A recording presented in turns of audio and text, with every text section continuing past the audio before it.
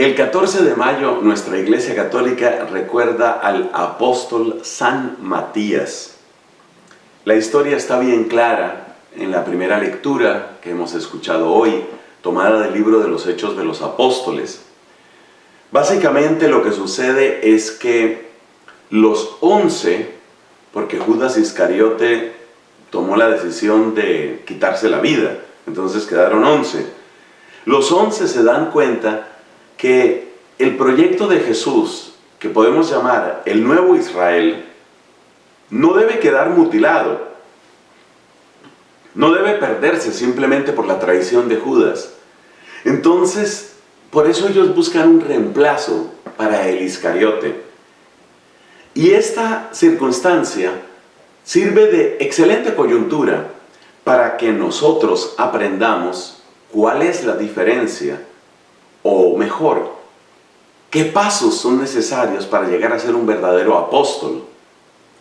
Las palabras de Pedro son bastante precisas. Él pone una condición muy clara. Necesitamos a alguien que haya estado con nosotros desde el bautismo de Juan hasta la cruz para ser testigo con nosotros de la resurrección. Esa es la condición fundamental. Creo que es algo que muchos de nosotros no hubiéramos pensado. Si nos hubieran preguntado ¿qué se necesita para ser apóstol? Tal vez uno hubiera dicho generosidad, sabiduría, espiritualidad. Pero Pedro da una condición muy precisa. Lo principal y lo fundamental de un apóstol es que puede dar testimonio. ¿Y dar testimonio de qué? Dar testimonio de que Cristo es un ser real, que hizo camino, que pasó haciendo el bien, que murió en la cruz y que ha resucitado. De modo que las condiciones para ser apóstol son exactamente el contenido del Evangelio. Lo que se necesita para ser apóstol es poder contar la verdad del Evangelio en primera persona. Podríamos decir, para ser testigo hacia afuera, primero hay que ser testigo hacia adentro. Primero tiene que haber visto, tiene que constarle cada una de las cosas que después va a proclamar. Si es testigo que ha recibido de primera mano y que ha conocido de primera mano los hechos, entonces puede ser testigo que luego abra su boca y diga, mire, yo sé que Cristo hizo milagros, yo sé que Cristo expulsó demonios, yo sé que Cristo enseñó con sabiduría, yo sé de la bondad de Cristo, yo sé de la misericordia de Cristo, y yo sé que esa misericordia de Cristo llegó hasta el extremo en el momento de la cruz. Y yo sé que en la cruz no acabó su historia.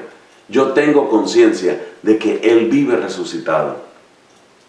O sea que un apóstol es una persona que ha integrado, que ha asimilado o que ha sido al mismo tiempo absorbido por el poder del Evangelio. El Evangelio ha absorbido su vida, se ha fundido su vida con el Evangelio y por eso puede contar, por eso puede hablar de lo que le consta. Inmediatamente eso nos hace entender que la palabra apóstol en sentido estricto es una palabra que se queda para el siglo I, porque tiene que ser reservada para aquellas personas que vieron a Cristo desde el tiempo del bautismo de Juan hasta luego el Calvario y luego la resurrección. Entonces la palabra apóstol no es una palabra que podamos extender a otros, sino que se limita a esas personas. Ese es el primer sentido de apóstol. Y cuando nosotros decimos en el credo, creo en la iglesia que es una, santa, católica y apostólica, esa palabra apostólica quiere decir que nuestra iglesia se funda sobre esas personas, sobre esos testigos, sobre los que realmente conocieron, sobre los que realmente vivieron, sobre los que realmente nos pueden contar las cosas y las pueden testificar incluso con su propia sangre. Sabiendo que ese es el sentido de ser apóstol, pues también entendemos que hay un sentido derivado.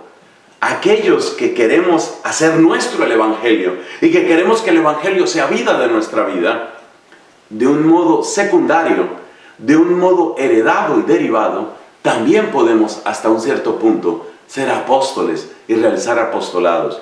Pero no se nos olvide de dónde viene la palabra y sobre todo, no se nos olvide lo que significa decir creo en la iglesia, que es una, santa, católica y apostólica. Hoy sabemos qué quiere decir esa palabra.